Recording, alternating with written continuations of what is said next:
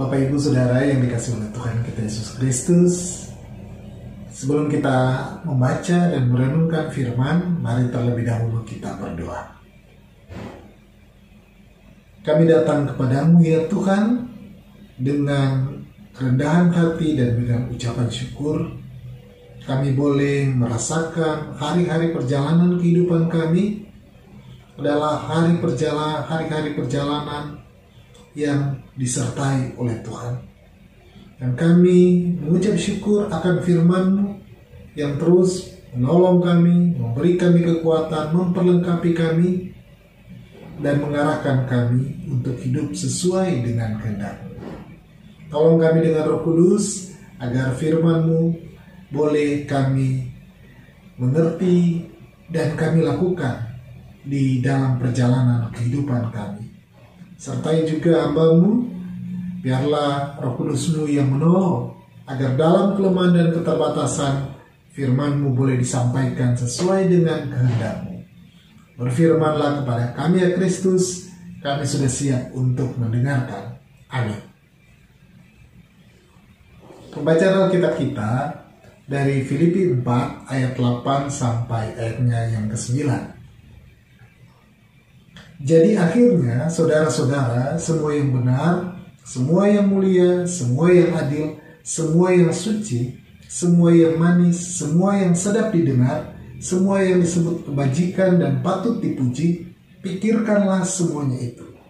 Dan apa yang telah kamu pelajari, dan apa yang telah kamu terima, dan apa yang telah kamu dengar, dan apa yang telah kamu lihat padaku, lakukanlah itu, maka Allah sumber damai sejahtera akan menyertai kamu. Demikianlah firman Tuhan. Berbahagialah setiap kita yang memelihara firman Tuhan dalam kehidupan kita setiap hari. Haleluya. Bapak Ibu, Oma Opa, kaum lansia yang dikasih oleh Tuhan kita Yesus Kristus, berpikir positif itu penting. Demikian juga terhadap Bapak Ibu. Ada sebuah puisi yang menggambarkan dengan baik bagaimana berpikir yang baik atau berpikir yang positif. Puisinya berjudul Puisi Kaum Sepuh. Aku memang sudah tua, tetapi aku punya semangat muda. Walau hidup tidak sendiri, tapi aku selalu mandiri.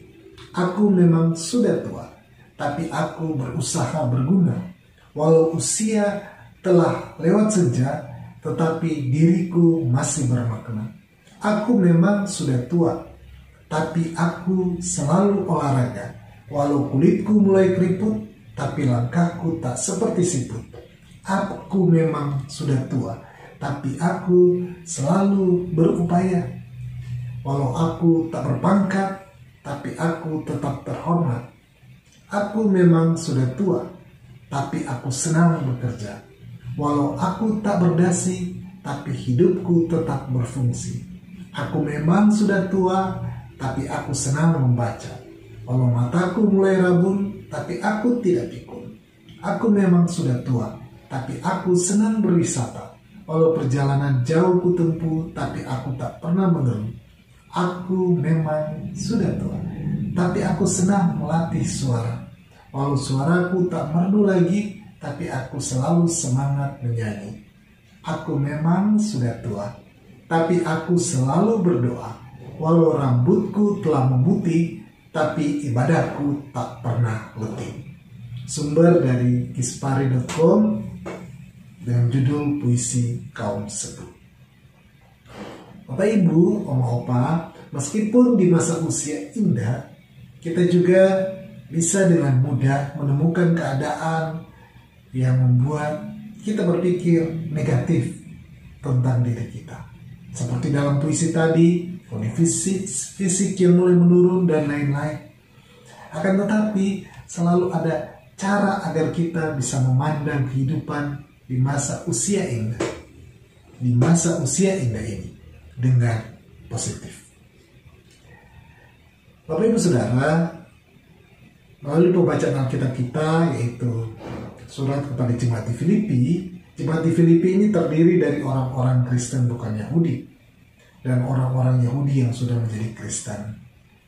Dan renungan kita hari ini ada di dalam konteks nasihat terakhir Rasul Paulus kepada anggota jemaat dan para pelayan di Filipi dalam menghadapi situasi yang terjadi di tengah-tengah jemaat, terutama ketika ada perpecahan seperti yang tergambar dalam Filipi 4 ayat 2, ada ketidaksehatian, ketidaksepikiran dalam pelayanan. Maka Rasul Paulus menuliskan ayat 8-9 yang menjadi perenungan kita hari ini. Jadi akhirnya saudara-saudara, semua yang benar, semua yang mulia, semua yang adil, semua yang suci, semua yang manis, semua yang sedap didengar, semua yang disebut kebajikan dan patut dipuji, pikirkanlah semuanya itu. Dan apa yang telah kamu pelajari, dan apa yang telah kamu terima, dan apa yang telah kamu dengar, apa yang telah kamu lihat padaku, lakukanlah itu. Maka Allah sumber damai sejahtera akan menyertai kamu. Memfokuskan pada pikiran-pikiran yang pada akhirnya membuat kehidupan jemaat bertumbuh atau berkembang, itulah yang ingin disampaikan oleh Rasul Paulus. Bukan malah hal-hal yang membuat ribut. Rasul Paulus dengan sebuah pengajaran tentang iman Kristen yang benar dan semakin rindu untuk beribadah karena ketemu dengan orang, karena kerinduan untuk bersosialisasi, karena kerinduan untuk menunjukkan kasih dan untuk melayani Kristus dalam kehidupan keseharian mereka. Itulah tujuan utama dari Filipi 4 ayat 8-9. Bapak Ibu, Oma Opa, sama seperti jemaat di Filipi yang seringkali tergoda pada pemikiran-pemikiran yang akhirnya membawa kehidupan jemaat tidak berkembang seturut dengan kehendak Tuhan, setiap kita pun seringkali tergoda oleh pemikiran-pemikiran yang pada akhirnya membuat kita yang ada di masa usia indah ini menjadi kehilangan keindahan masa usia lanjut ini.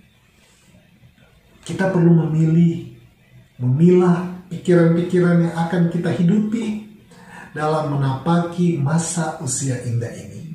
Memfokuskan pada pikiran yang dari situ membuat kita benar-benar dapat menemukan keindahan yang sejati di masa usia indah.